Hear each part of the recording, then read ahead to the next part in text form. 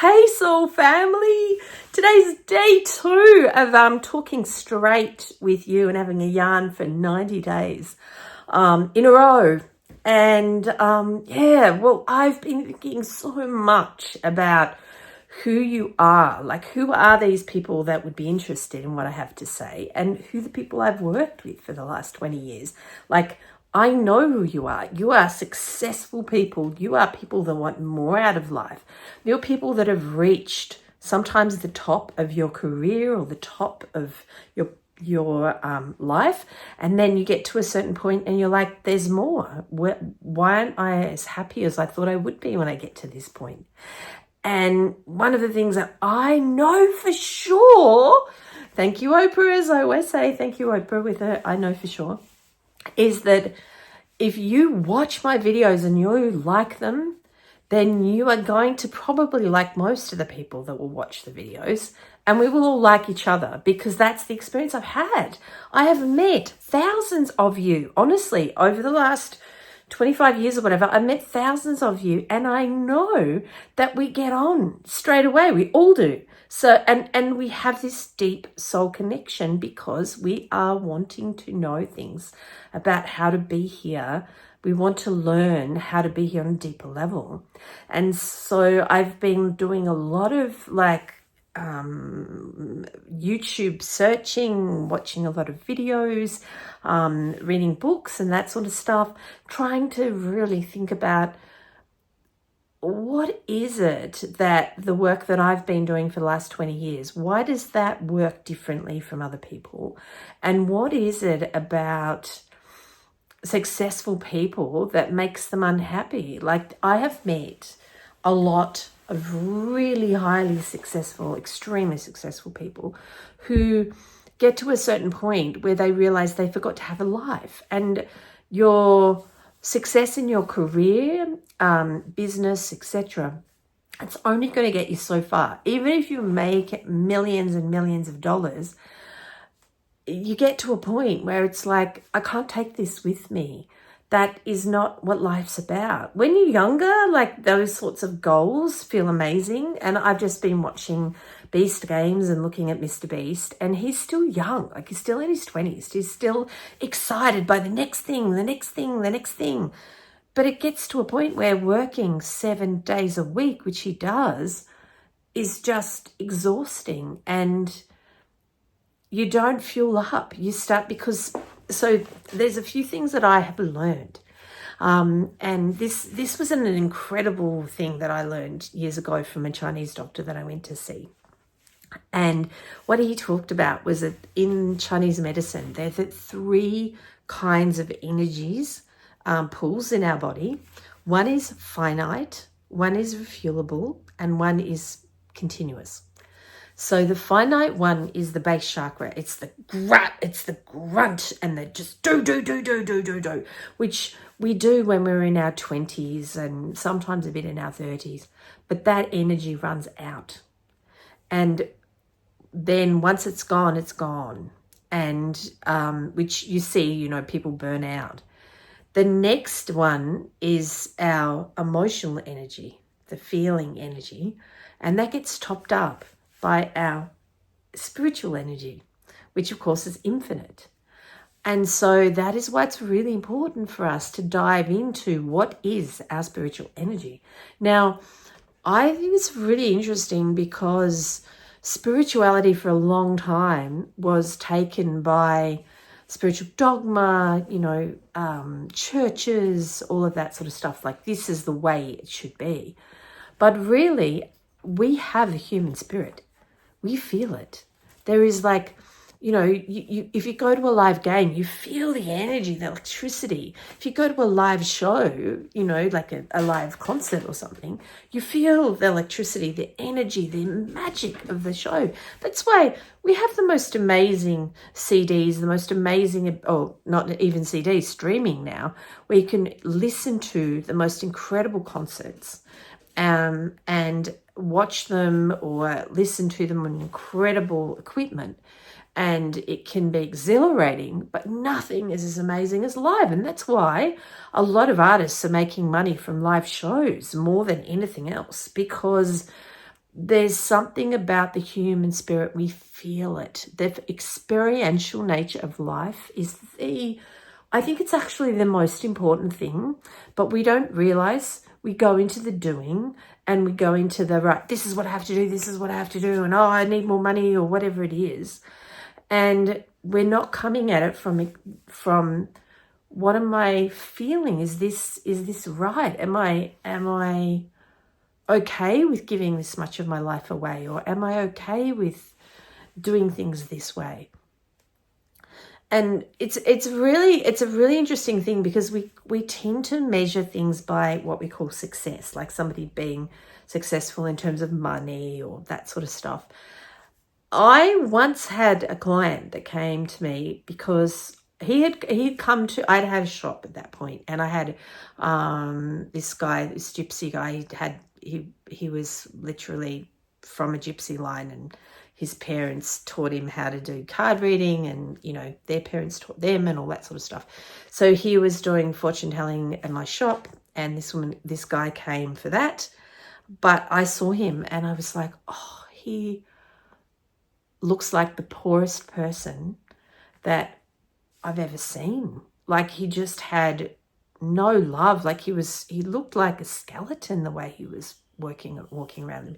For me anyway, like, because I see energy, so it just felt like it was, it just really, it was just, my heart went out to him. So I sent a message to him and I said, mate, I'd really like to talk to you because I feel like you're the poorest person that I've ever met. Now, I knew that would get him because I knew what was in his bank.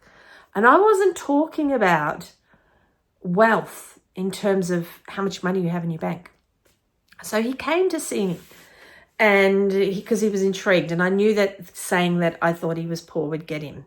I knew he would want to come and, puff out his chest and say, oh, I'm okay, Anyway, so he came into my healing room at the time, and he sat back on the couch like this, and he crossed his arms and he crossed his legs, and he said, so what's this thing you mean about me being poor? And I said, I know how much money is in your bank account. Wealth is nothing to do with how much money you have in your bank account. How many people love you? How much love do you get? And he just went, oh. And you could see his face just changed. And he looked at me like I was like, you wish. He said that in a good way. We're still friends now. Like, well, we know each other. I wouldn't say we're close, but we know each other, and he calls me every now and then to see how I am, which is very sweet. And it's been about 15 years or something. But I taught him how to have really good relationships, particularly with himself, because he had been brought up in a very harsh way, and he continued that harshness with himself. And it was causing him to not receive any of the abundance he had, or to receive any happiness, or to be happy, like to really love things, to really fill up. And so a big part of success is how much time are you taking to receive. Receiving is not just about, oh, thank you, yes. It's actually about letting it in, putting it into the heart, feeling it. How does it feel? Don't use words, feel it. Like, what's it feel like? Oh my God, the sun on my face. Oh, it feels amazing. Like, really let things in, because experiential nature of life and feeling like we are loved, feeling how magical what we're receiving is, and then being grateful. Now, gratitude, people think gratitude is, oh, thank you. And people write gratitude journals. I'm so grateful for, blah, blah, blah. The gratitude needs to be a feeling. It needs to be a state of being. It's like, I am grateful for my life. I'm grateful I can breathe. Like, I feel, what does it feel like when I have that deep breath? Like, really learning to observe. When I breathe deeply, my body feels so much better and I feel amazing. And then using that, like really feeling how beautiful the breath is. And when that's something that simple, you can do it every day, then you start to bring up this happiness bank because you're continuing your gratitude. Having a happiness bank, using it to fulfill yourself, like to feel good for no good reason, is the most magical thing in life. Wealth is really about how much we can receive what we're given. It doesn't matter what it is. If you can really receive it and be grateful and feel it, and you don't even have to say I'm grateful.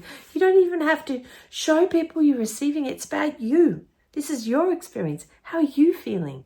Like when I watch a YouTube video that's been done with so much heart, when somebody is trying to really share something loving with me, I receive that. I feel like that person is my mate. And I know that if I see them and we ever have a connection, that we will be able to talk. That's the incredible thing. Like, I remember years ago when the internet first came around and people were talking about, the evils of the internet, all this sort of thing. And I just kept finding, particularly through some of the other apps, and I won't mention them, but that I would meet people from there, and then we would get on just as well as we were getting on online. Like, it was amazing, and I built community, and I've met people there that I still haven't met face to face, but we're mates. Like, we talk on the phone, and we egg each other on, and we're supportive, and because this is a real connection we're having right now. This is the incredible thing. Like, I saw something, I think her name's Mel Brooks. Somebody was doing a critique of her, and they were saying, she always says, this is your friend Mel Brooks. And they were like, she can't be everyone's friend, blah, blah, blah. And I was thinking about that because I used to listen to Louise Hayes, and I used to listen to her every night. She had these affirmation tapes, and this is before the internet. So, I'm 56, so it was a while ago. And in the tapes, she would say, I love you. And I could feel that she was telling me the truth. Like, I felt the love from her. And like, that doesn't make any logical sense. And it took me about 30 years to realize that's because it's a vibrational thing. Because if you understand humanity is all interconnected. We can truly feel each other on a very, very deep level. And if you tap into that other sense, you can actually have a psychic ability where you can feel people that aren't even around you, and you can know what's going on for them, or you can feel that they need support or whatever. And then you realize how interconnected we are. And it is possible to love people that you don't even know. We can love humanity. And it doesn't mean we like people's behavior. And that's the other thing. And I'm going to talk about this tomorrow, but I had an experience at work yesterday that was really intense with one of my clients. And she went through a very traumatic event and was sort of talking about it at me. And people talk about this as trauma dumping. But for me, it was like, no, she needed someone to talk about it with that she could do that with. And I am one of those people. And so I just sat there and I was like, I really need to just be here for her right now. And then in my sleep, it was going through my brain, like, what can I do? What can I do? And it was like, I didn't feel like I had to do anything, but I needed something to help me have peace. And then I was like, I just need to send them love, like literally in my heart. It's up to her how she does life. I offered support. That's up to her whether she takes it or not. And I was just like, wow, we can just have so much peace from giving from this state of being. And that is why it's so important right now for us humans to really dive into our emotional wellness, to find a way to be centered. And even if things are hard, even if things have been difficult, to find a way to choose peace, to choose love. And we're not talking about the kind of love of, I love you anyway. I'm talking about just the feeling of love. It's not necessarily having to love anyone. It's just, how do I be loving in this moment? And sometimes the most loving thing to do is to say to somebody, no, I don't like that. I don't want you to treat me like that, or I don't like the way that that is, or I don't want to do that right now. You know, it doesn't have to be, I think people assume that, you know, being loving means you're a pushover. No, sometimes being loving means no, you know, being really clear, like, absolutely not. I love you enough that I'm going to keep you safe, and I'm going to say no. So for the next 90 days, we're going to take the ride of talking about success and successful life. Like, what are the things that have really helped me on my journey, helped my clients? What are the little lessons and things that I can support you with? We can have chats about things. Please message below and let me know the kinds of things that you want to talk about. There's been I've had an incredible life up to now, and I have lots of stories to tell you. So, yes, get on board, and I will see you tomorrow. Thanks for watching tonight, and or today, or whenever you're watching, and I'll see you in the next video. Bye, soul family.